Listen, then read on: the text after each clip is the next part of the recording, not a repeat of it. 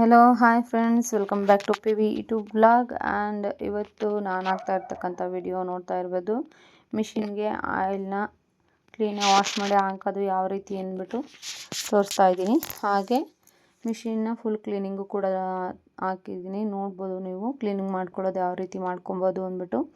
ಅದಕ್ಕೆ ಹಾಗೆ ಈ ಮಿಷಿನ್ಗೆ ನಾವು ಕ್ಲೀನ್ ಮಾಡಲಿಕ್ಕೆ ಯಾವ ಮೆಟೀರಿಯಲ್ಸ್ ಬೇಕು ಮತ್ತು ಸ್ಕ್ರೂಗಳನ್ನೆಲ್ಲ ತೆಗಿಯೋಕ್ಕೆ ಆ ಮೆಟೀರಿಯಲ್ಸ್ಗಳನ್ನೆಲ್ಲ ನೋಡ್ಬೋದು ನೀವು. ಇಲ್ಲಿ ಹಾಕಿ ಇಟ್ಟಿದ್ದೀನಿ. ಇಷ್ಟು 2 ಟೂಲ್ಸು, ಸ್ಕ್ರೂ ಡ್ರೈವರ್, ಒಂದು ಕ್ಲಿಪ್ಪು ಮತ್ತು ಒಂದು ಲೂಜ ಬ್ರಷ್ ಇದ್ರೂ ಆಗುತ್ತೆ, ಬೇರೆ ಥರ ಬ್ರಷ್ ಇದ್ರೂ ಆಗುತ್ತೆ. ಒಟ್ಟೊಂದು ಚಿಕ್ಕ ಬ್ರಷ್ ಆಗಬೇಕು. ಫಸ್ಟ್ಗೆ ನೀವು ನೋಡ್ತಾ ಇರ್ಬೋದು, ಮಿಷಿನ್ನ ಮೇಲ್ಗಡೆ ಸ್ವಲ್ಪ ಧೂಳು ಎಲ್ಲ ಇರುತ್ತಲ್ಲ, ಅದನ್ನು ತೆಗೆದುಕೊಂಡು ನೀಟಾಗಿ ವಾಶ್ ಮಾಡ್ಕೊಳ್ಳೋಣ. ಮತ್ತು ಥ್ರೆಡ್ ಎಲ್ಲ ಏನು ಮಿಷಿನೆಲ್ಲ ಇರುತ್ತಲ್ಲ ಅದನ್ನೆಲ್ಲ ರಿಮೂವ್ ಮಾಡಿಬಿಟ್ಟು ಒಂದ್ಸಲ ಮಿಷಿನೆಲ್ಲ ಕ್ಲೀನ್ ಮಾಡ್ಕೊಳ್ಳೋಣ. ಯಾಕಂದರೆ ಫಸ್ಟು ಒಂದ್ಸಲ ಕ್ಲೀನ್ ಮಾಡಿ ಲಾಸ್ಟಿಗೂ ಮತ್ತೆ ನಾವು ಕ್ಲೀನ್ ಮಾಡಬೇಕಾಗುತ್ತೆ. ಯಾಕಂದರೆ ಡಸ್ಟ್ ಕೂತಿರುತ್ತಲ್ಲ, ಹಾಗಾಗಿ ಇಲ್ಲಾಂದರೆ ಫುಲ್ಲು ಅದೇ ಕರೆ ಥರ ಆಗ್ಬಿಡುತ್ತೆ ಧೂಳಿಂದು. ಅದಕ್ಕೆ ಅಷ್ಟು ಟೂಲ್ಸು ನನಗೀಗ ಬೇಕಾಗಿರ್ತಂಥದ್ದು ಮಿಷಿನಿಗೆ. ನೋಡ್ತಾ ಇರ್ಬೋದು ನೀವು ಯಾವ ರೀತಿ ಕ್ಲೀನ್ ಮಾಡ್ತಾಯಿದ್ದೀನಿ ಅಂತ. ಹಾಗೆ ಈ ಚಿಕ್ಕ ಟೂಲಲ್ಲಿ ಅಲ್ಸೆಟ್ ಪ್ಲೇಟ್ ಇರುತ್ತಲ್ಲ, ಹಲ್ ಪ್ಲೇಟಲ್ಲಿರ್ತಕ್ಕಂಥ ಸ್ಕ್ರೂಗಳನ್ನ ರಿಮೂವ್ ಮಾಡಿಕೊಂಡು ನಂತರ ಹಲ್ಸೆಟ್ನ ತೆಗಿಬೇಕು ಮತ್ತು ಟೆನ್ಷನ್ನು ತೆಗಿಬೇಕು ಮತ್ತು ಸೂಜಿನೂ ತೆಗಿಬೇಕು. ಇಷ್ಟನ್ನು ತಕ್ಕೊಂಡು ಯಾವುದೇ ರೀತಿ ನಮಗೆ ಇಲ್ಲಿ ಬ್ರಷ್ ಮಾಡಲಿಕ್ಕೆ, ಡಸ್ಟ್ ತೆಗಿಲಿಕ್ಕೆ ಕೈಗೆ ಯಾವುದು ಟಚ್ ಆಗಬಾರ್ದು, ಬ್ರಷಿಗೆ ಎಲ್ಲ. ಹಾಗಾಗಿ ನಮಗೆ ಫುಲ್ ಫ್ರೀ ಸ್ಪೇಸ್ ಬೇಕಾಗುತ್ತೆ ಅಲ್ಲಿ. ಅದಕ್ಕೆ ಅಷ್ಟನ್ನು ರಿಮೂವ್ ಮಾಡ್ಕೊಬೇಕಾಗುತ್ತೆ ನಾವು. ಅದು ರಿಮೂವ್ ಮಾಡಿ ಹಾಕುವಾಗ ನೋಡಿಕೊಂಡು ಮತ್ತೆ ಹಾಕಬೇಕು. ನಮ್ಮ ಮಿಷಿನಲ್ಲಿ ಹೇಗಿರುತ್ತೆ ಅಂದ್ಬಿಟ್ಟು ಫಸ್ಟೇ ನೋಡ್ಕೊಳ್ಳಿ. ಗೊತ್ತಾಗಿಲ್ಲ ಅಂದರೆ ವಿಡಿಯೋ ಚೆಕ್ ಮಾಡ್ಕೊಂಡು ಕೂಡ ನೋಡ್ಕೊಬೋದು ನೀವು. ನೋಡ್ಬೋದು ಡಸ್ಟ್ ಎಲ್ಲ ಎಷ್ಟು ಡಸ್ಟ್ ಇದೆ ಅಂತ. ಅಂದರೆ ನಾನು ಆಗಾಗ 15 ಡೇಸ್ಗೆ ಒಂದ್ಸಲ ಕ್ಲೀನ್ ಮಾಡ್ಕೊತಾನೆ ಇರ್ತೀನಿ. ಅಲ್ಲಿ ಪ್ಲೇಟಲ್ಲೆಲ್ಲ ಡಸ್ಟ್ ಜಾಸ್ತಿ ಕೂತ್ಕೊಂತು ಅಂದರೆ ದಾರ ಕಟ್ಟಾಗೋ ಚಾನ್ಸಸ್ ಜಾಸ್ತಿ ಇರುತ್ತೆ. ಹಾಗಾಗಿ ಕ್ಲೀನ್ ಮಾಡ್ತಾಯಿರ್ತೀನಿ.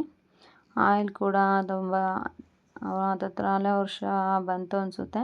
ಯಾಕಂದರೆ 6 ತಿಂಗಳಿಗೆ ಒಂದ್ಸಲ ಚೇಂಜ್ ಮಾಡಬೇಕು.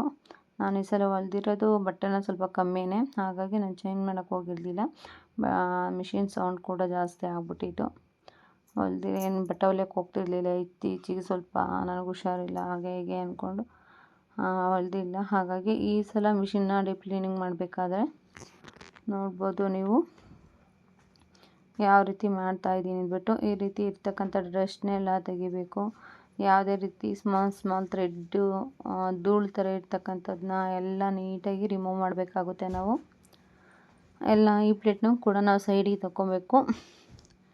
ಎಲ್ಲ ಸೈಡಿಗೆ ತಕ್ಕೊಂಡು ನಂತರ ನಾವು ಬ್ರಷ್ ಮಾಡಬೇಕು. ಇದು ಮೇಲ್ಗಡೆಯಿಂದ ಅಷ್ಟು ತೆಗೆಯೋದಕ್ಕೆ ಆಗಲ್ಲ, ಟೈಟ್ ಇರುತ್ತೆ. ಸ್ವಲ್ಪ ಕೆಳಗಡೆಯಿಂದ ತಿಳ್ಕೊಂಡು ಈ ರೀತಿ ನಮಗೆ ಎಷ್ಟು ಬೇಕೋ ಅಷ್ಟು ತಕ್ಕೊಳ್ಬೇಕು ಫಸ್ಟು. ಬೇಕಂದರೆ ಪೂರ್ತಿನ ಮಿಷಿನ್ ಮೇಲೆ ಎತ್ತಿ ತೆಗ್ದಿಡ್ಬೋದು. ನೋಡಿ ಡಸ್ಟ್ ಎಲ್ಲ ಎಷ್ಟೊಂದಿದೆ ಅಂದ್ಬಿಟ್ಟು ಕಾಣಿಸ್ತಾ ಇದೆ. ನಾನೇ ಮತ್ತು ಇದು ಇರಬೇಕು ಕೂಡ ನಮಗೆ, ಯಾಕಂದರೆ ಅದು ಕಂಪಲ್ಸರಿ ಇರಬೇಕು ಆ ಟೂಲು. ಅದರಲ್ಲಿ ಮಿಷಿನ್ನಲ್ಲೇ ಕೊಟ್ಟಿರ್ತಾರೆ. ಅದು ಅಕಸ್ಮಾತಲ್ಲಿರುತ್ತೆ, ಮಕ್ಕಳು ಯಾರನ್ನ ಎತ್ಕೊಂಡು ಕಳೆದಾಕೋದ್ರಿಂದ ನಮ್ಮ ಮಿಷಿನ್ನ ಇಳಿಸಿ ಇಡಲಿಕ್ಕೆ ತುಂಬ ಕಷ್ಟ ಆಗುತ್ತೆ. ನೋಡಿ ಆ ರೀತಿ ಅದು ಸಪೋರ್ಟಿಗೆ ಕೊಡುತ್ತೆ. ಅದಕ್ಕೆ ಚಿಕ್ಕದಾಗಿ ಒಂದು ಕಡ್ಡಿ ರೀತಿ ಕೊಟ್ಟಿರ್ತಾರೆ, ಚೆನ್ನಾಗಿರುತ್ತೆ. ಅದು ಸಪೋರ್ಟಿಗೆ ಇರುತ್ತೆ. ಈಗ ಮಿಷಿನ್ ಆಯಿಲ್ ನೋಡ್ಬೋದು ನೀವು ಯಾವ ರೀತಿ ಆಗಿದೆ ಅಂದ್ಬಿಟ್ಟು. ಫುಲ್ ಡಾರ್ಕ್ ಆಗಿದೆ. ಅದರಲ್ಲೆಲ್ಲ ಒಂಥರ ಧೂಳು ಕೂತ್ಕೊಂಡಂಗಾಗಿ ಗಟ್ಟಿ ಕೂಡ ಆಗಿದೆ ಆಯಿಲು. ಅಂದರೆ ಅಷ್ಟೊಂದೇನು ಗಟ್ಟಿ ಆಗಲ್ಲ ಮಿಷಿನ್ ಆಯಿಲ್ ಬಂದು, ಸ್ವಲ್ಪ ಜಾಸ್ತಿ ಡಸ್ಟ್ ಇರುತ್ತೆ. ಮತ್ತು ಅಲ್ಲಿ ನೋಡ್ತಾ ಇರ್ಬೋದು ನೀವು ಏನು ಮೆಟಲ್ ಅಲ್ಲೊಂಟು ನಟ್ಟಿದೆ ಮತ್ತು ಮ್ಯಾಗ್ನೆಟ್ ನೋಡಿ, ಇದು ಮ್ಯಾಗ್ನೆಟ್ಟು ನಟ್ಟು. ಇದನ್ನೆಲ್ಲ ನೀಟಾಗಿ ರಿಮೂವ್ ಮಾಡಿಕೊಂಡು ಬಿಚ್ಕೊಬೇಕು. ಅಲ್ಲಿ ಬಿಚ್ಚಿದ್ದ ಕ್ಷಣಕ್ಕೆ ಆಯಿಲ್ ನೀಟಾಗಿ ಕೆಳಗಡೆ ಹೋಗ್ಬಿಡುತ್ತೆ. ಅದನ್ನು ನೋಡಿಕೊಂಡು ನಾವು ಮುಂಚೆನೇ ಡಬ್ಬ ಕರೆಕ್ಟಾಗಿ ನೋಡ್ಕೊಂಡು ಇಡಬೇಕಾಗುತ್ತೆ. ಸ್ವಲ್ಪ ನಾವು ಆಚೆ ಈಚೆ ಇಟ್ರೂ ಆಯಿಲ್ ಸೈಡ್ಗೆ ಹೋಗುತ್ತೆ. ಇಲ್ಲಿ ಯಾರಾದರೂ ಇಟ್ಕೊಳ್ಳೋರಿದ್ದರೆ ಕೆಳಗಡೆಯಿಂದ ಒಂದೊಂದು ಸ್ಕ್ರೂ ಬಿಡೋ ತನಕ ಇಟ್ಕೊಂಡು ಎತ್ತಿಟ್ರೆ ಸರೋಗುತ್ತೆ. ನಾವೇ ಇಟ್ಕೊಂಡು ನಾವೇ ಇದು ಮಾಡೋದಕ್ಕೆ ಆಗೋದಿಲ್ವಲ್ಲ, ಹಾಗಾಗಿ ನಾನು ಒಬ್ಬಳೇ ಮಿಷಿನ್ನ ಕ್ಲೀನ್ ಮಾಡಿಕೊಂಡು ಮತ್ತು ಒಂದು ಕೈಯಲ್ಲಿ ವೀಡಿಯೋ ಮಾಡಿಕೊಂಡು, ಯಾಕಂದರೆ ಅದು ಹತ್ರದಿಂದ ತೋರಿಸ್ಬೇಕಿತ್ತು. ಹಾಗಾಗಿ ನಿಮಗೆ ಸ್ವಲ್ಪ ನಾನು ವಿಡಿಯೋ ಬಂದು ಜಾಸ್ತಿ ಶೇಕ್ ಅಂತ ಅನಿಸ್ಬೋದು. ಅಲ್ಲಿ ಮಿಷಿನ್ನ ಕ್ಲೀನ್ ಮಾಡೋದ್ರಿಂದ ನನ್ನ ಕೈ ಕೂಡ ತುಂಬಾ ಶೇಕ್ ಆಗ್ತಾಯಿತ್ತು. ನೋಡಿ, ಮಿಷಿನ್ ಆಯಿಲ್ ಬಂದು ಸ್ವಲ್ಪ ಲೈಟಾಗೇ ಇರುತ್ತೆ. ಅದು ಬಂದು ಕೆಳಗಡೆ ಡಸ್ಟ್ ಥರ ಗಷ್ಟ ಈ ರೀತಿ ಕುತ್ಕೊಂಡ್ಬಿಟ್ಟಿರುತ್ತೆ. ಇದನ್ನು ಕ್ಲೀನಾಗಿ ರಿಮೂವ್ ಮಾಡಬೇಕು. ಮತ್ತು ಆಯಿಲ್ ರಿಮೂವರ್ ಇನ್ನೊಂದು ಬರುತ್ತೆ, ಇದು ಪೂರ್ತಿ ಡಬ್ ಕ್ಲೀನರ್ ಅಂತ ಏನೋ ಬರುತ್ತೆ, ಅದನ್ನೇ ನಾನು ತರಕ್ಕೆ ಹೋಗಿಲ್ಲ. ಅದನ್ನು ತಂದುಬಿಟ್ಟು ಹಾಕಿಬಿಟ್ಟು ನೀಟಾಗಿ ಕ್ಲೀನ್ ಮಾಡಬೇಕು. ಆಗ ಫುಲ್ಲು ಹೊಸ ರೀತಿ ಚೆನ್ನಾಗಿ ಕಾಣಿಸ್ತಾ ಇರುತ್ತೆ. ಅದಕ್ಕೆ ಮೋಸ್ಟ್ಲಿ ಟಿನ್ನರ ಏನೋ ಇರ್ಬೋದು ಅನಿಸುತ್ತೆ ಅದಕ್ಕೆ ಹಾಕೋದು. ನನಗೆ ಅದ್ರ ಬಗ್ಗೆ ಅಷ್ಟು ಮಾಹಿತಿ ಇಲ್ಲ. ನೆಕ್ಸ್ಟ್ ಟೈಮು ತೋರಿಸ್ಕೊಡ್ತೀನಿ.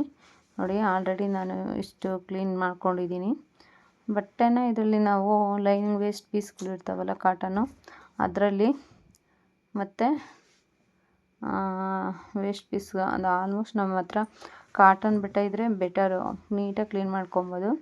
ನನ್ನ ಹತ್ರನೂ ಒಂದು ಡ್ರೆಸ್ ಪೀಸ್ದು ಕಾಟನ್ ಬಟ್ಟೆ ಇತ್ತು, ಹಾಗಾಗಿ ಸ್ವಲ್ಪ ಚೆನ್ನಾಗಿ ಕ್ಲೀನ್ ಮಾಡಲಿಕ್ಕೆ ಆಯಿತು ನನಗೆ. ನೋಡ್ತಾ ಇರ್ಬೋದು ನೀವು ಅಲ್ಲಿ ಎಷ್ಟು ಕ್ಲೀನ್ ಆಗಿದೆ ಅಂದ್ಬಿಟ್ಟು. ಮತ್ತು ಇದರಲ್ಲಿ ಆಲ್ಮೋಸ್ಟ್ ಥ್ರೆಡ್ ಪೀಸ್ಗಳೇ ಜಾಸ್ತಿ ಇರೋದು. ಥ್ರೆಡ್ ಪೀಸ್ಗಳು ಸಣ್ಣ ಸಣ್ಣ ಸಂದಿಲೆಲ್ಲ ತೂರ್ಕೊಂಡಿರುತ್ತೆ. ಅದನ್ನು ನಾವು ನೀಟಾಗಿ ತೆಗಿಬೇಕಾದ್ರೆ ನೋಡಿ, ಈ ರೀತಿ ಲೈಟಾಗಿ ಎಳ್ಕೊಬೇಕು. ಕೈಯೆಲ್ಲ ಫುಲ್ ಆಯಲ್ ಆಗುತ್ತೆ. ನೋಡ್ಕೊಂಡು ಎಲ್ಲ ತೆಗೆದ್ಬಿಟ್ಟು ನಾವು ಹಾಗೆ ಕವರಿಗೆ ಹಾಕ್ಕೊಂಬಿಡ್ಬೇಕು. ಅಲ್ಲಿ ಏನಾದರೂ ಸೈಡಿಗೆ ಇಡ್ತೀವಿ ಹಾಗೆ ಹೀಗೆ ಅಂತ ಅನ್ನೋದಾದರೆ ಫುಲ್ ಮಿಷಿನ್ ಎಲ್ಲ ಆಯಲ್ ಆಗೋದು, ಇಲ್ಲ ಕೆಳಗಡೆ ನೆಲ ಎಲ್ಲ ಆಯಲ್ ಆಗೋದು ಆ ಥರ ಆಗ್ಬಿಡುತ್ತೆ. ಪಕ್ಕದಲ್ಲೇ ಒಂದು ಕವರ್ ಮಾಡಿಕೊಂಡಿರಬೇಕು. ನೀಟಾಗಿ ಒರೆಸಿದ್ನೆಲ್ಲ ಹಾಗೆ ಇಡ್ತಾ ಇರಬೇಕು. ಪೂರ್ತಿ ನಾವೆಲ್ಲ ಮಿಷಿನ್ನ ನೀಟಾಗಿ ಕ್ಲೀನ್ ಮಾಡ್ಕೊಬೇಕು. ಎಲ್ಲೇ ಡಸ್ಟ್ ಇದ್ದರೂ ಬಿಡಬಾರ್ದು. ಇರ್ತಕ್ಕಂಥ ಡಸ್ಟನ್ನು ನೋಡಿ ನೀಟಾಗಿ ತೆಗಿಬೇಕು. ಮತ್ತು ನೀವು ಇಲ್ಲಿ ನೋಡ್ತಾ ಇರ್ಬೋದು, ಏನು ಅಲ್ಪಟ್ಟಿ ಇದೆಯಲ್ಲ ಅದನ್ನು ಕೂಡ ಬಿಚ್ಚಿ ಹಾಕ್ತೀವಿ ನಂಗಿದ್ರೆ ಹಾಕ್ಬೋದು. ಬಟ್ ಅದು ಬಿಚ್ಚೋದಕ್ಕೆ ಒಂದು ಸೈಡ್ ಬೇಗ ಬಿಚ್ಬೋದು, ಇನ್ನೊಂದು ಸೈಡ್ ಬಿಚ್ಚೋ ಸ್ವಲ್ಪ ರಿಸ್ಕ್ ಇದೆ. ಹಾಗಾಗಿ ನಾನು ಬಿಚ್ಚೋಕ್ಕೆ ಹೋಗಲಿಲ್ಲ, ಸುಮ್ಮನೆ ಅದೇ. ಮತ್ತು ಟೆನ್ಷನಲ್ಲೂ ಅಷ್ಟೇ, ನೀಟಾಗಿ ನಾವು ಶೀಟನ್ನು ತೆಗೆದ್ಬಿಟ್ಟು ಟೆನ್ಷನಲ್ಲಿ ನೀಟಾಗಿ ಕ್ಲೀನ್ ಮಾಡ್ಕೊಬೇಕು. ಟೆನ್ಷನ್ನು ಶೆಟಲ್ಲು ಎಲ್ಲ ಅದರಲ್ಲಿ ಎಲ್ಲೆಲ್ಲಿ ಥ್ರೆಡ್ ಇರುತ್ತೆ ನೀಟಾಗಿ ಎಲ್ಲ ಕ್ಲೀನ್ ಮಾಡ್ಕೊಂಬಿಟ್ಟು, ಮತ್ತು ಕೇಸಲ್ಲೂ ಕೂಡ ನೀಟಾಗಿ ಕ್ಲಿಯರ್ ಆದ ಥ್ರೆಡ್ ಇರೋದನ್ನೆಲ್ಲ ನಾವು ರಿಮೂವ್ ಮಾಡ್ಕೊಬೇಕಾಗುತ್ತೆ. ಫುಲ್ಲು ಆಲ್ ಕ್ಲೀನಾಗಿ ಮಾಡ್ಕೊಬೇಕು ನಾವು. ಟೆನ್ಷನ್ಲು ಕೂಡ ಸ್ವಲ್ಪ ಡಸ್ಟ್ ಇರುತ್ತೆ, ನೋಡ್ಕೊಬೇಕಾಗುತ್ತೆ. ಯಾಕಂದರೆ ಅದು ಜಾಮ್ ಆದಂಗೆ ಆಗ್ಬಿಡುತ್ತೆ ಅಲ್ಪಟ್ಟಿಗೆ ಇದಾದರೆ. ಹಾಗಾಗಿ ಪೂರ್ತಿ ಡ್ರೈ ಕ್ಲೀನ್ ನಡೀತಾ ಇದೆ ಇವಾಗ.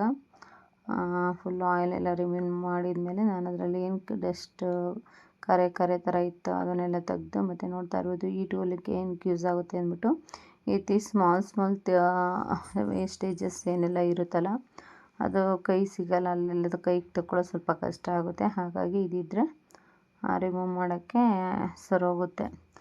ಇದು ನಿಮಗೆ ಆಲ್ಮೋಸ್ಟ್ ಟೈಲರಿಂಗ್ಸ್ ಬಟ್ಟೆ ಸಿಗೋ ಹತ್ರನೂ ಸಿಗುತ್ತೆ. ಅದು ಸಿಕ್ಕಿಲ್ಲ ಅಂದರೆ ನೀವು ಮೀಶೋದಲ್ಲಿ ಚೆಕ್ ಮಾಡಿ ನೋಡಿ, ಮೀಶೋದಲ್ಲಿ ಕೂಡ ಸಿಗುತ್ತೆ. ಆಮೇಲೆ ಮೀಶೋದಲ್ಲಿ ತುಂಬ ಐಟಮ್ಸ್ ನಿಮಗೆ ಟೈಲರಿಂಗ್ ಮೆಟೀರಿಯಲ್ಸ್ ಅಂತ ಹೊಡೆದ್ರೆ ಸಿಗುತ್ತೆ. ಅದಕ್ಕೆ ನಿಮಗೆ ಬೇಕಾದಂಥ ಐಟಮ್ಸ್ಗಳು ತುಂಬಾ ಈಸಿಯಾಗಿ ಮನೆಗೆ ತಂದು ಕೊಡ್ತಾರೆ, ಮನೆ ಬಾಗಿಲಿಗೆ ಬರುತ್ತೆ. ಹಾಗಾಗಿ ಅದು ತುಂಬ ಯೂಸ್ಫುಲ್ಲಾಗಿರ್ತವೆ. ಅಂದರೆ ನಾನು ಬಂದಿದ್ದು ಓವರ್ಲಾಕ್ ಮಿಷಿನ್ದು ಟೂಲು, ಯಾಕಂದರೆ ಥ್ರೆಡ್ ಹಾಕ್ಲಿಕ್ಕೆ ಅಂತಲೇ ಕೊಟ್ಟಿರೋದು ಅದು. ಹಾಗಾಗಿ ಅದೆಷ್ಟೇ ಸ್ಮಾಲ್ ಥ್ರೆಡ್ ಇದ್ದರೂ ರಿಮೂವ್ ಮಾಡ್ಬೋದು. ಮತ್ತು ಮಿಷಿನ್ ಸೈಡಲ್ಲೆಲ್ಲ ನೋಡಿ ಹತ್ತು ಕಡೆ ಎಲ್ಲ ನೀಟಾಗಿ ಒರೆಸ್ಕೊಳ್ಳೋದಕ್ಕಾಗಲ್ಲ, ಇದು ಕಡೆ ಇಟ್ಬಿಟ್ಟು. ಹಾಗಾಗಿ ಈ ರೀತಿ ಇದು ಕಡೆ ಕೂತ್ಕೊಂಡೆ ಹಾಗೆ ಒರೆಸ್ಕೊಬೇಕು. ಸೈಡ್ ಮೇಲೆ ಕೈ ಹಾಕ್ಬಿಟ್ಟು ನೋಡ್ಬೋದು ನೀವು ಅದರಲ್ಲಿ ಡಸ್ಟ್ ಇಲ್ಲೇ ಹೇಗಿದೆ ಅಂದ್ಬಿಟ್ಟು. ಆ ರೀತಿ ಇನ್ನೂ ಜಾಸ್ತಿ ಇರುತ್ತೆ ಡಸ್ಟು, ಬಟ್ ಮೊಬೈಲಲ್ಲಿ ಸ್ವಲ್ಪನೇ ಕಾಣಿಸ್ತಾ ಇದೆ. ಈಗ ಮತ್ತು ಅದನ್ನು ಹಾಕ್ಕೊಬೇಕು. ಅದು ಹಾಕಿದ್ಮೇಲೆ ಎಲ್ಲ ಫುಲ್ ಕ್ಲೀನ್ ಆದಮೇಲೆ ಎಲ್ಲ ಥ್ರೆಡ್ ಆಲ್ಮೋಸ್ಟ್ ನೀವು ಫುಲ್ಲು ಮತ್ತು ಆಯಿಲಲ್ಲಿ ಥ್ರೆಡ್ ಬಿಡೋ ಥರ ಇದು ಮಾಡ್ಕೊಳಕ್ಕೆ ಹೋಗಬೇಡಿ. ಎಲ್ಲ ಫುಲ್ಲು ಕ್ಲೀನ್ ಮಾಡಿಬಿಟ್ಟು ನಂತರ ಆಯಿಲ್ ಹಾಕಿ. ಹಾಗಾಗಿ ನಾನು ಎಲ್ಲಾದರೂ ಥ್ರೆಡ್ ಇದೆ ಒಂದು ಸ್ವಲ್ಪ ಕಾಣಿಸ್ತಾ ಇದ್ರು ಮತ್ತೆ ಒರೆಸಿ ತೆಗ್ದಿದ್ದು. ನೋಡಿ ಅಲ್ಲೂ ಕೂಡ ನಾವು ನೀಟಾಗಿ ಕ್ಲೀನ್ ಮಾಡಬೇಕಾಗುತ್ತೆ. ಆ ಸ್ಕ್ರೂ ಹತ್ರ ಆಯಿಲ್ ಸ್ಕ್ರೂ ಏನಿದೆ ಅಲ್ಲಿ, ಮತ್ತು ಅದನ್ನು ನಾವು ಅಲ್ಲಿ ಆಯಿಲ್ ಸ್ಕ್ರೂ ಹತ್ರ ಏನು ಮ್ಯಾಗ್ನೆಟು ಮತ್ತು ಸ್ಕ್ರೂ ಇದೆಯಲ್ಲ, ಸ್ಕ್ರೂ ಹಾಕ್ಬಿಟ್ಟು ಮ್ಯಾಗ್ನೆಟ್ ಹಾಕಬೇಕು. ಸ್ಕ್ರೂ ಹಾಕಿದ ನಂತರ ಮ್ಯಾಗ್ನೆಟ್ ಹಾಕಿದ್ರೆ ನೀಟಾಗಿ ಹೋಗಿ ಕೂತ್ಕೊಳ್ಳುತ್ತೆ, ಯಾವುದೇ ಡಸ್ಟನ್ನ ಎಳ್ಕೊಳ್ಳೋದಿಲ್ಲ ಅಲ್ಲಿಗೆ. ನಾನು ಫಸ್ಟು ಮ್ಯಾಗ್ನೆಟ್ ಹಾಕ್ಬಿಟ್ಟು ಆಮೇಲೆ ಸ್ಕ್ರೂ ಹಾಕೋದಕ್ಕೆ ಹೋದೆ. ಅದು ಸ್ವಲ್ಪ ಇದಾಯಿತು, ಮ್ಯಾಗ್ನೆಟ್ ಇರೋದ್ರಿಂದ ರನ್ ಆಗ್ತಾಯಿದ್ದಿಲ್ಲ, ಕಚ್ಕೊಳ್ತಾಯಿತ್ತು. ಅದಕ್ಕೆ ತೆಗೆದ್ಬಿಟ್ಟು ಬರೀ ಸ್ಕ್ರೂನ ಫಸ್ಟ್ ಕೈಯಲ್ಲಿ ನೀಟಾಗಿ ಹಾಕ್ಬಿಟ್ಟು, ಯಾಕಂದರೆ ಕ್ರಾಸ್ ಸೆಟ್ ಬೀಳ್ತಾ ಇರುತ್ತೆ ಯಾವುದೇ ಸ್ಕ್ರೂಗಳು ಅಷ್ಟೇ. ಸ್ವಲ್ಪ ಇದಾಯಿತು ಅಂದ್ರೂ ಕ್ರಾಸ್ ಸೆಟ್ ಬೀಳೋಂಥ ಚಾನ್ಸಸ್ ಜಾಸ್ತಿ ಇರುತ್ತೆ. ಅದಕ್ಕೆ ಈ ರೀತಿ ಕೈಯಲ್ಲಿ ಸ್ವಲ್ಪ ತಿರುಗ್ಕೊಂಡ್ರೆ ಫ್ರೀಯಾಗಿ ಹೋಗ್ತಲ್ಲ, ಹೋಗ್ತಿದ್ದಂಗೆ ನಾವು ಇದಕ್ಕೆ ಜಾಸ್ತಿ ಲೆಂತಿ ಟೂಲೇ ಬೇಕಾಗುತ್ತೆ. ನೋಡಬೇಕು, ಮಿಷಿನಲ್ಲಿ ಕೊಟ್ಟಿರ್ತಾರೆ, ದೊಡ್ಡ ದೊಡ್ಡ ಮಿಷಿನಲ್ಲೆಲ್ಲ ಕಂಪಲ್ಸರಿ ಇರುತ್ತೆ ಇದು. ಅದನ್ನು ದೊಡ್ಡ ಟೂಲ್ಸ್ನ ಕಂಪಲ್ಸರಿ ಮಡಿಕೊಂಡಿರ್ಬೇಕು ನಾವು. ನೋಡಿ 1 ಲೀಟ್ರ್ ಜಾಕ್ ಮಿಷಿನ್ದು ಆಯಿಲ್ ತೊಗೊಂಡಿರೋದು ನಾನು. ಈ ಥರ ಆಯಿಲ್ ಆದರೂ ತೊಗೊಬೋದು, ಇನ್ನೊಂದು ಪ್ಯಾಕೆಟಲ್ಲಿ ಬರುತ್ತೆ, ಅದು ಕೂಡ ಚೆನ್ನಾಗಿರುತ್ತೆ. ತೊಗೊಂಡು ಒಂದು 3/4 ಲೀಟ್ರ್ ಅಷ್ಟಾದರೆ ಸಾಕಾಗುತ್ತೆ ನಮಗೆ ಅಲ್ಲಿ ಹಾಕ್ಲಿಕ್ಕೆ. ಒಂದು ಅರ್ಧ ಲೀಟ್ರಲ್ಲಿ ಹಾಕಿದ್ರೂ ಬೇಕಾದರೆ ನಾವು ಆವಾಗವಾಗ ಆಯಿಲ್ ಚೇಂಜ್ ಮಾಡ್ತೀವಿ ಅಂತ ಅಂದರೆ ಅರ್ಧ ಲೀಟ್ರ್ ಆದರೂ ಸಾಕಾಗುತ್ತೆ. ಅರ್ಧ ಲೀಟ್ರಲ್ಲೇ ನಾವು ಚೇಂಜ್ ಮಾಡ್ಕೊಬೋದು. ನೋಡಿ ಅಲ್ಲಿ ಹೈ ಮತ್ತು ಲೋ ಅಂತ ಇದೆ, ನಿಮಗೆ ಕಾಣಿಸ್ತಿರ್ಬೋದು 2 ಗೇಟ್ ಇದೆಯಲ್ಲ ಅಲ್ಲಿ, ಅದರಲ್ಲಿ ಹೈಯಿಂದ ಸ್ವಲ್ಪ ಒಂದು ಲೈನ್ ಮೇಲೆ ಬರೋ ರೀತಿ ನಾವು ಆಯಿಲ್ ಹಾಕೊಬೇಕಾಗುತ್ತೆ. ನೋಡಿ ತೋರಿಸ್ತೀನಿ ನಿಮಗೆ ಆಯಿಲ್ ಎಲ್ಲಿ ನಿಂತಿದೆ ಅಂದ್ಬಿಟ್ಟು. ಅದು ಆಯಿಲ್ ಕಾಣಲಿ ಅಂದ್ಬಿಟ್ಟೆ ನಿಮಗೆ ಒಂದು ಟೂಲಲ್ಲಿ ಸ್ಪ್ರೆಡ್ ಮಾಡೋ ರೀತಿ ಮಾಡಿಬಿಟ್ಟು ಆಯಿಲ್ ಎಲ್ಲಿದೆ ಅಂದರೆ ನೋಡಿ ನಿಮಗೆ ನೀಟಾಗಿ ಕಾಣಿಸುತ್ತೆ. ಈಗ ಹೈ ಮತ್ತು ಲೋ ಇದೆ, ಅದು ಲೋ ಆಗೋ ತನಕ ಆಯಿಲ್ ನಾವು ಅದರಲ್ಲಿ ಬಿಡಲೂಬಾರ್ದು. ಮತ್ತು ಈ ಲೆವೆಲಿಗೆ ಕಂಪಲ್ಸರಿ ನಮಗೆ ಮಿಷಿನಲ್ಲಿ ಆಯಿಲ್ ಇರಬೇಕಾಗುತ್ತೆ. ಮಿಷನಲ್ಲಿ ಎಂದು ನೀವು ಯಾವತ್ತೇ ಆಗಲಿ ಲೋ ಲೆವೆಲ್ಗೆ ಹೋಗೋ ತನಕ ಆಯಿಲ್ನ ಬಿಟ್ಕೊಬೇಡಿ. ಯಾಕಂದರೆ ಮಿಷಿನ್ ಆಯಿಲ್ ತುಂಬ ಗಟ್ಟಿಯಾಗಿರುತ್ತೆ, ಮಿಷಿನ್ ಸೌಂಡ್ ಆಗೋದು, ಮಿಷಿನ್ ಪ್ರಾಬ್ಲಮ್ಸ್ ಆಗೋದು ಹಾಗೆಲ್ಲ ಆಗ್ತಾಯಿರುತ್ತೆ. ಮಿಷಿನ್ ಮೇಯ್ನ್ ಆಯಿಲ್ ಇಂಪಾರ್ಟೆಂಟ್ ಆಗುತ್ತೆ. ನಾವು ಕೈಯಲ್ಲಿ ಹೊಲಿತಕ್ಕಂಥ ಮಿಷಿನ್ಗಳಿಗೆ ತುಂಬಾ ಆಯಿಲ್ ಡೈಲಿ ಯೂಸ್ ಮಾಡಬೇಕಾಗುತ್ತೆ. ಅಂದರೆ ಇದರಲ್ಲಿ ನಾವೇನು ಡೈಲಿ ಹಾಕಂಗಿರಲ್ಲ, ಅದಾಗದೇ ತೊಗೊಳುತ್ತಲ್ವ, ಹಾಗಾಗಿ ಹಾಕ್ಬಿಟ್ಬಿಡೋದನ್ನು ಸ್ವಲ್ಪ ಆಯಿಲ್ ಕ್ಲೀನಾಗಿ ಇಟ್ಕೊಬೇಕಷ್ಟೇ ನಾವು. ಮತ್ತು ನೋಡಿ ಇದನ್ನು ಈ ರೀತಿ ಈಚೆ ರಿಮೂವ್ ಮಾಡಿಬಿಟ್ಟು ಈ ಪೋರ್ಷನಲ್ಲಿದ್ದ ಮಾತ್ರ ನಾವು ರಿಮೂವ್ ಮಾಡ್ಬೋದು. ಅದು ನೀಟಾಗಿ ಕೂತ್ಕೊಂಡಿದ್ದಾಗ ನಾವು ರಿಮೂವ್ ಮಾಡೋದಕ್ಕಾಗಲ್ಲ. ಹಾಗೆ ಎಲ್ಲ ಹಾಕಿದ ನಂತರ ನೀಟಾಗಿ ಒಬ್ಬಳೇ ಇರೋದು ಸ್ವಲ್ಪ ರಿಸ್ಕು, ಅದು ಎತ್ತೋದು ಇಳಿಸೋದು. ಹಾಗಾಗಿ ಕೊಂಡಿಸ್ಕೊಂಡೆ ಮಿಷಿನ್ನ. ಈಗ ಮತ್ತೆ ಏನು ಬಿಚ್ಕೊಂಡಿದ್ದೀವಲ್ಲ ಮೇಲ್ಗಡೆ ಪ್ಲೇಟು, ಟೆನ್ಷನ್ನು, ಸೂಜಿ ಇದನ್ನೆಲ್ಲ ಹಾಕಬೇಕು. ಇದನ್ನೆಲ್ಲ ನೀಟಾಗಿ ಹಾಕ್ಕೊಬೇಕು ನಾವು. ನೋಡಿ ಟೂಲ್ಸ್ಗಳು ಮಾತ್ರ ಪಕ್ಕ ಎಲ್ಲಾದರೂ ಕಳಿಸ್ತಿದ್ದಂಗೆ ಒಂದು ಸೈಡಲ್ಲಿ ಇಟ್ಕೊಂಬಿಡಿ. ಯಾಕಂದರೆ ನಾವು ಮಿಷಿನ್ ಮೇಲೆ ಇಟ್ಬಿಟ್ಟು ನಾವು ಕೆಲಸ ಮಾಡ್ತೀವಿ ಅಂತ ಅಂದರೆ ಅದು ಸ್ವಲ್ಪ ಕೈ ನಾವು ಜಾಸ್ತಿ ಆಡಿಸ್ತಾ ಇರ್ತೀವಲ್ಲ ಮಿಷಿನ್ ಕ್ಲೀನ್ ಮಾಡಬೇಕಾದ್ರೆ, ಹಾಗಾಗಿ ಟೂಲ್ಸ್ಗಳು ಕೆಳಗಡೆ ಬಿತ್ತು ಅಂದರೆ ಬೇಗ ಕೈ ಸಿಗಲ್ಲ. ಹಾಗಾಗಿ ಮತ್ತೆ ಎಲ್ಲ ಗುಡಿಸ್ಕೊಂಡು ಆ ರೀತಿ ಹುಡುಕ್ಬೇಕಾಗುತ್ತೆ ನಾವು.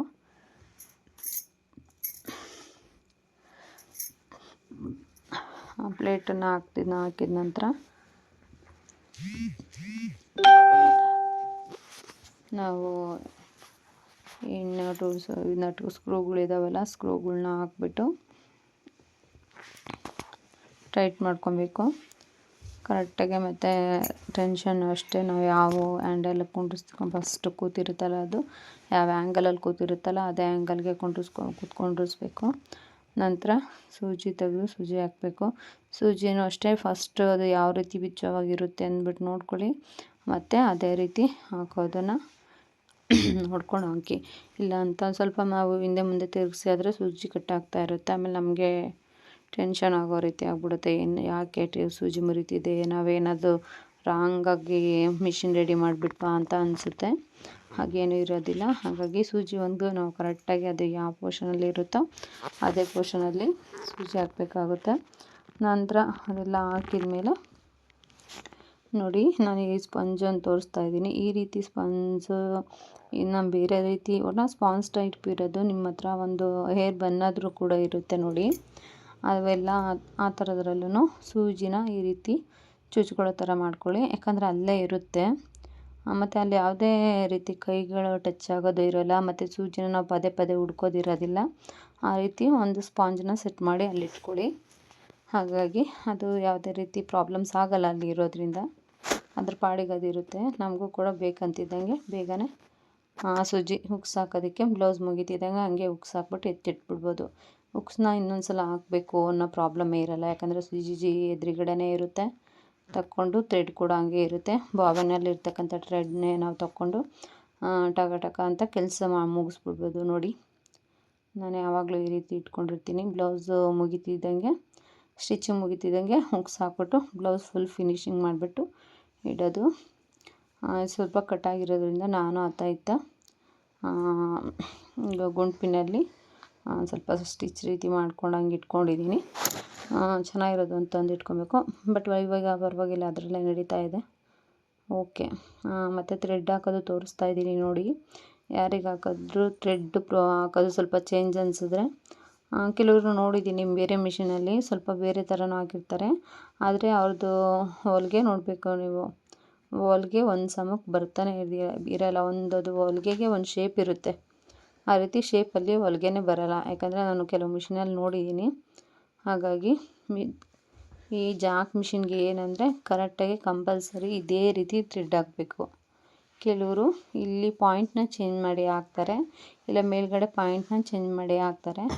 ಹಾಗಾಗಿ ಆ ರೀತಿ ಪಾಯಿಂಟ್ನ ಚೇಂಜ್ ಮಾಡಿ ಹಾಕಿದಾಗ ಥ್ರೆಡ್ಡು ಟೈಟ್ ಆಗೋದು, ಇಲ್ಲ ಸ್ವಲ್ಪ ಲೂಸ್ ಹೊಲಿಗೆ ಬರೋದು, ಏನಾದರೂ ಒಂದು ಪ್ರಾಬ್ಲಮ್ಸ್ ಆಗ್ತಾ ಇರುತ್ತೆ. ನೀವು ನೋಡಿ, ಏನಿದೆ ಇವಾಗ ಅದೇ ರೀತಿ ನಾನು ಹಾಕ್ತಾ ಇದ್ದೀನಲ್ಲ, ಇದೇ ಪೊಸಿಷನಲ್ಲೇ ಬರಬೇಕು ಕಂಪಲ್ಸರಿ. ನಾಟ್ ಒಂದೊಂದು ಪಾಯಿಂಟೆಲ್ಲ ಅದು ಚೇಂಜ್ ಮಾಡ್ಕೊಂಡಿರ್ತಿ.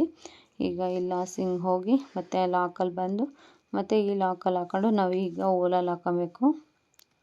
ಓಲಲ್ಲಿ ಹಾಕೊಂಡು ನಂತರ ಕೆಳಗಡೆ ಏನಿಲ್ಲ 2 ಪಿನ್ ಇದೆಯಲ್ಲ, ಇದ್ರೊಳಗೆ ಹಸಿ ಹಾಕ್ಕೊಂಡು ಮತ್ತು ಅಲ್ಲೂ ಕೆಳಗಡೆ ಸೂಜಿ ಹತ್ರ ಒಂದು ಲಾಕು ಮತ್ತು ಒಂದು ಹೋಲ್ ಇರುತ್ತೆ, ಅಲ್ಲಿಗೆ ಹಾಕಿ ನಂತರ ಸೂಜಿಗೆ ನಾವು ಏರಿಸ್ಕೊಬೇಕು. ನೋಡ್ಬೋದು ನೀವು, ಒಂದೇ ಕೈಯಲ್ಲಿ ಕೆಲಸ ಮಾಡಿಕೊಂಡು ವೀಡಿಯೋ ಮಾಡ್ಕೊಂಡಿರೋದು. ಸ್ವಲ್ಪ ಶೇಕ್ ಆಗಿರೋದ್ರಿಂದ ಇದು ಮಾಡ್ಕೊಳಕ್ಕೆ ಹೋಗಬೇಡಿ ಯಾರು ಪ್ಲೀಸ್. ಸ್ವಲ್ಪ ನಾನು ರಿಸ್ಕ್ ಮಾಡಿಕೊಂಡು ವೀಡಿಯೋ ಮಾಡಿದ್ದೀನಿ ಇದಕ್ಕೆ, ಯಾಕಂದರೆ ಈ ವಿಡಿಯೋ ಹಾಕಲೇಬೇಕಂತ. ಯಾಕಂದರೆ ತುಂಬಾ ವೀಡಿಯೋಸ್ ಇಲ್ಲ ಈ ಮಿಷಿನಿಂದು ಯಾವುದೇ ರೀತಿ. ಹಾಗಾಗಿ ತುಂಬ ಹೆಲ್ಪ್ ಆಗುತ್ತೆ ಎಲ್ಲರಿಗೂ ಅಂದ್ಬಿಟ್ಟು ಹಾಕ್ತಾಯಿದ್ದೀನಿ. ಟೈಲರ್ಸ್ಗೆ ಆಲ್ಮೋಸ್ಟ್ ಇದು ತುಂಬ ಹೆಲ್ಪ್ ಆಗುತ್ತೆ. ಯಾಕಂದರೆ ಮಿಷಿನ್ ಆಯಿಲ್ ಖಾಲಿ ಆದಾಗ ನಾವು ಮಿಷಿನ್ ರಿಪೇರಿಯವ್ರನ್ನೇ ಕರೆಸ್ಬೇಕು, ಅಥವಾ ಏನೋ ಪ್ರಾಬ್ಲಮ್ಸ್ ಆದಾಗ ಮಿಷಿನ್ ರಿಪೇರಿಯವ್ರನ್ನ ಕರೆಸಿ ರೆಡಿ ಮಾಡ್ಕೊಬೇಕು ಅನ್ನೋ ಅಷ್ಟಿರಲ್ಲ. ಸ್ವಲ್ಪ ಇದರಲ್ಲಿ ಮೆಥಡ್ಸ್ನ ನಾವು ನೋಡ್ಕೊತಾ ಹೋದರೆ ಅದು ಸೌಂಡಲ್ಲೂ ಅಷ್ಟೇ ಎಲ್ಲ ನಾವೇ ರೆಡಿ ಮಾಡ್ಕೊಂಬಿಡ್ಬೋದು. ಹಾಗಾಗಿ ನೋಡಿ, ಎಲ್ಲ ಹಾಕಿ ಮುಗಿದ ನಂತರ ಸ್ಟಿಚಿಂಗ್ ಕೂಡ ನಾರ್ಮಲಲ್ಲಿ ಶೇಪ್ ನೋಡಿ, ಸ್ಟಿಚಿಂಗಿಂದು ಅಷ್ಟು ಕ್ಲಿಯರಾಗಿ ಕಾಣಿಸಲ್ಲ ಅಂದ್ಕೊಂಡಿದ್ದೀನಿ. ಬಟ್ ಕಾಣಿಸಿದ್ರೆ ನೀವು ನೋಡ್ಕೊಳ್ಳಿ. ಈ ರೀತಿ ದಾರ ಥ್ರೆಡ್ ಏನಿದೆ ಅದು ನಾರ್ಮಲಾಗಿ ಹಾಕಿದ್ರೆ ಈ ರೀತಿ ಶೇಪಲ್ಲೇ ಇರುತ್ತೆ ಕಂಪಲ್ಸರಿ. ನೋಡಿ ನೀವು, ನಾನು ಒಂದೇ ಕೈಯಲ್ಲಿ ಸ್ಟಿಚಿಂಗಿಗೆ ಕೊಡ್ತಾಯಿದ್ದೀನಿ, ಎಷ್ಟು ಚೆನ್ನಾಗಿ ಬರ್ತಾಯಿದೆ ಅಂದ್ಬಿಟ್ಟು. ನೋಡಿ ಕಾಣಿಸ್ತಾ ಇದೆ ನಿಮಗೆ. ಈ ರೀತಿ ಕಂಪಲ್ಸರಿ ಈ ಒಂದು ಕ್ರಾಸ್ ಬರುತ್ತೆ ಅದರಲ್ಲಿ, ಆ ಥರ ಬಂದರೆ ಮಾತ್ರ ನೋಡಲಿಕ್ಕೆ ಚೆನ್ನಾಗೂ ಕಾಣಿಸ್ತಾ ಇರುತ್ತೆ ಥ್ರೆಡ್ಡು. ಮತ್ತು ಅದೊಂಥರ ಲಾಕು ತುಂಬ ಚೆನ್ನಾಗಿರುತ್ತೆ ಅದರಲ್ಲಿ, ಹಿಂಜ್ಕೊಳ್ಳೋದು ಆ ರೀತಿ ಎಲ್ಲ ಆಗೋಲ್ಲ. ಸ್ಟ್ರೈಟ್ ಬಂದರೆ ಅಷ್ಟು ಫಿನಿಶಿಂಗ್ ಇರೋಲ್ಲ, ಸ್ವಲ್ಪ ಕ್ರಾಸಾಗಿ ಹೊಲಿಗೆ ಬೀಳಬೇಕದು. ಅದೇ ಒಂದು ಶೇಪ್ ಅದಕ್ಕೆ ಸ್ಟಿಚಿಂಗಿಗೆ. ನೋಡ್ತಾ ಇರ್ಬೋದು, ಕೆಳಗಡೆ ಬೇರೆ ಕಲರ್ ಥ್ರೆಡ್ ಹಾಕಿದ್ದೀನಿ, ಅದು ಹಾಗಾಗಿ ಸ್ವಲ್ಪ ಡಾರ್ಕ್ ಕಾಣ್ತಾ ಇದೆ ನಿಮಗೆ. ಮತ್ತು ಲೂಸು ಟೈಟು ನೋಡ್ಬೋದು ನೀವು, ಅದೆಲ್ಲ ಕೆಳಗಡೆ ಲೂಸ್ ಬರ್ತಿದೆ ಅಂತ ಅಂದರೆ ಮೇಲ್ಗಡೆ ಟೈಟ್ ಮಾಡ್ಕೊಳೋದು, ಇಲ್ಲ ಮೇಲ್ಗಡೆ ಹೊಲಿಗೆ ಲೂಸ್ ಬರ್ತಿದೆ ಅಂದರೆ ಕೆಳಗಡೆ ಬಾಬಿನಲ್ಲಿ ಟೈಟ್ ಮಾಡ್ಕೊಳೋದು, ಇಲ್ಲ ಮೇಲೇ ಸ್ವಲ್ಪ ಲೂಸು ಟೈಟು ಮಾಡಿಕೊಂಡು ನಾವು ಕರೆಕ್ಟಾಗಿ ದಾರ ಬರೋ ರೀತಿ ಮಾಡ್ಕೊಬೋದು. ಓಕೆ ಫ್ರೆಂಡ್ಸ್, ಈ ವಿಡಿಯೋ ನೋಡೋದಕ್ಕೆ ತುಂಬಾ ಥ್ಯಾಂಕ್ಸ್ ಹೇಳ್ತಾ ಎಲ್ಲರಿಗೂ. ಮತ್ತು ಸಬ್ಸ್ಕ್ರೈಬ್ ಮಾಡ್ಕೊಳ್ಳಿ ಮತ್ತು ಶೇರ್ ಮಾಡಿ. ನಿಮ್ಗೆ ಏನಾದರೂ ಇಷ್ಟ ಆದರೆ ಮತ್ತು ಏನಾದರೂ ತಿಳ್ಕೊಬೇಕಂದ್ರೆ ಕಮೆಂಟ್ಸ್ ಹಾಕಿ ಅಂತ ಹೇಳ್ತಾ ಈ ವಿಡಿಯೋನ ಇಲ್ಲಿವರೆಗೂ ತುಂಬಾ ರಿಸ್ಕ್ ತೊಗೊಂಡು ಮಾಡಿದ್ದೀನಿ. ಪ್ಲೀಸ್ ನಿಮ್ಮದೊಂದು ಸಬ್ಸ್ಕ್ರೈಬ್ ಇರಲಿ. ಯಾಕಂದರೆ ಒಂದೇ ಕೈಯಲ್ಲಿ ನಾನು ಮಿಷಿನ್ನ ಫುಲ್ಲು ವಾಶ್ ಮಾಡಿ ವಿಡಿಯೋ ಮಾಡ್ಕೊಂಡಿರೋದು. ಗೊತ್ತಿರುತ್ತೆ ನಿಮಗೆ ಜಾಕ್ ಮಿಷಿನೆಲ್ಲ ಎಷ್ಟು ವೆಯ್ಟ್ ಇರುತ್ತೆ ಅಂದ್ಬಿಟ್ಟು. ಇಷ್ಟು ರಿಸ್ಕ್ ತೊಗೊಂಡು ಮಾಡಿದ್ದೀನಿ ಅಂದರೆ ಅಷ್ಟು ಸುಧಾರಿಸ್ಕೊಂಡಿದ್ದೀನಿ. ತುಂಬಾ ಬ್ಯಾಕ್ ಪೇಯ್ನ್ ಕೂಡ ಬಂದಿತ್ತು. ಇದು ಒಬ್ಬಳೇ ಮಾಡೋದಾದ್ರೆ ಅಂದರೆ ನಾರ್ಮಲಾಗಿ ಮಾಡೋದಾದ್ರೆ ಏನು ಅಷ್ಟೊಂದು ರಿಸ್ಕ್ ಇರೋಲ್ಲ. ವೀಡಿಯೋ ಮಾಡೋದ್ರಿಂದ ಸ್ವಲ್ಪ ರಿಸ್ಕ್ ಆಗಿದೆ. ಪ್ಲೀಸ್ ಲೈಕ್ ಮಾಡಿ, ಶೇರ್ ಮಾಡಿ ಮತ್ತು ಸಬ್ಸ್ಕ್ರೈಬ್ ಮಾಡ್ಕೊಳ್ಳಿ. ಮತ್ತು ಆಯಿಲ್ ಡಬ್ಬ ನೋಡಬೇಕು. ಮತ್ತು ನಿಮಗೆ ಇನ್ನೊಂದು ಪಾಯಿಂಟ್ ತೋರಿಸ್ತಾ ಇದ್ದೀನಿ ನೋಡಿ. ನಾನು 45,000 ಫೀಟಲ್ಲಿ ಅದನ್ನು ಇಟ್ಕೊಂಡು ಹೊಲಿತಾ ಇರೋದು. ಬೇಕಂದರೆ 15ಗೆ ಇಟ್ಕೊಬೋದು ಅಂತ ಹೇಳಿದ್ದಾರೆ. ಬಟ್ ಅವ್ರು ಹೇಳಿರೋದು 15ವರೆಗೂ ಬೇಡ. ಮತ್ತು ಅದು ನೀಡಲ್ ಟ್ರಿಮ್ಮರಿಂಗ್ಗೆ ನೋಡ್ಬೋದು ನೀವು. ಪಾಯಿಂಟು ಟ್ರಿಮ್ಮಿಂಗಿಗೆ ಬೇಕು ಅಂದರೆ ಪಾಯಿಂಟ್ ಆ ಥರ ಆನ್ ಆಗಿರಬೇಕು.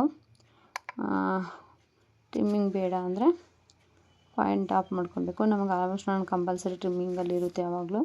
ಮತ್ತು ಅದು ಸೂಜಿ ಮೇಲ್ಕೆ ಕೆಳಕ್ಕೆ ನೀಡಲ್ಲಿ ನಿಲ್ಲಿಸ್ಕೊಳ್ಳೋದು ಕೂಡ ಮೇಲೆ ಕೆಳಗೆ ಅದೊಂದು ಪಾಯಿಂಟ್ ಇರುತ್ತೆ, ನೋಡ್ಕೊಬೋದು ನೀವು ಅಲ್ಲಿ. ಮತ್ತು ನೋಡಿ ಇಷ್ಟು ಆಯಿಲ್ ಹಾಕಿದ್ದೀನಿ. 1 ಲೀಟರ್ ಆಯಿಲಲ್ಲಿ ಇನ್ನಷ್ಟು ಮಿಕ್ಕಿದೆ. ನೀವು ನೋಡ್ಕೊಂಡು ಹಾಕಿ ಗೊತ್ತಾಗುತ್ತೆ. ಮತ್ತು ಇಲ್ಲ ನೋಡಿ ನಿಮಗೆ ಪಾಯಿಂಟ್ ಅವಾಗೆ ತೋರಿಸಿಲ್ಲ, ಹಾಗಾಗಿ ಇನ್ನೊಂದು ಸಲ ತೋರಿಸ್ತಾ ಇದ್ದೀನಿ. ಈ ರೀತಿ ಆಯಿಲ್ ಡಬ್ಬ ಕರೆಕ್ಟಾಗಿ ಇಟ್ಕೊಳ್ಳಿ. ವೇಸ್ಟ್ ಡಬ್ಬ ಇದ್ದರೆ